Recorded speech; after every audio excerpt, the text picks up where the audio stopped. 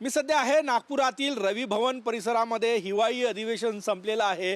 दुसऱ्या दिवशी साफसफाई सुरू आहे आणि या परिसरात आपण बघू शकतो दारूच्या बाटल्या ज्या आहेत त्या आता वेगवेगळ्या बंगल्यांमधून निघतायत। रवी भवन परिसरामध्ये मंत्र्यांचे बंगले आहे, परंतु बहुतांश मंत्री जे आहेत ते वेगवेगळ्या हॉटेल्समध्ये थांबले होते। कार्यकर्ते या ठिकाणी थांबले होते आणि आता कार्यकर्त्यांच्या त्या रूममधनं या दारूच्या बाटल्या ज्या आहेत त्या आता जिथे कचरा गोळा केला जातो रवी भवन या परिसराचा, त्या ठिकाणी आता आपल्याला दारूच्या बाटल्या ज्या आहेत त्या पडलेल्या पाहायला मिळत आहेत।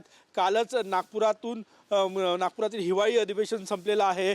कार्यकर्ते नेते आपापल्या गावाला गेले आणि ज्या बंगल्यांमध्ये कार्यकर्ते पदाधिकारी थांबले होते त्या बंगल्यांमधून आता अशा प्रकारच्या दारूच्या बाटल्या ज्या आहेत त्या निघत असल्याची माहिती आहे। रवी भवन परिसरामधले हे दृश्य आहे जिथे गार्बेज गोळा केलं जातं। प्रत्येक बंगल्यामधून, प्रत्येक क्वार्टरमधून, प्रत्येक रूममधनं कचरा जो आहे तो आता या गार्बेज रूममध्ये येत असते आणि त्यानंतर तो कचरा डम्पिंग यार्डला जातो। परंतु आता जेव्हा कचरा गोळा केला जातो तेव्हा या परिसरामध्ये आपल्याला पाहायला मिळतात की दारूच्या बाटल्या ज्या आहेत त्या रूममधनं निघत आहेत।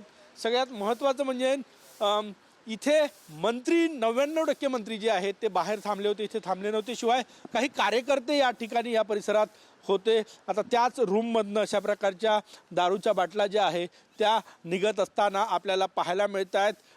काही मोजक्या बाटल्या आहे परंतु त्या निघत आहे आणि हे प्रकरण अत्यंत गंभीर आहे। कॅमेरामॅन सचिन सयामसह गजानन उमाटे, TV9 मराठी, नागपूर।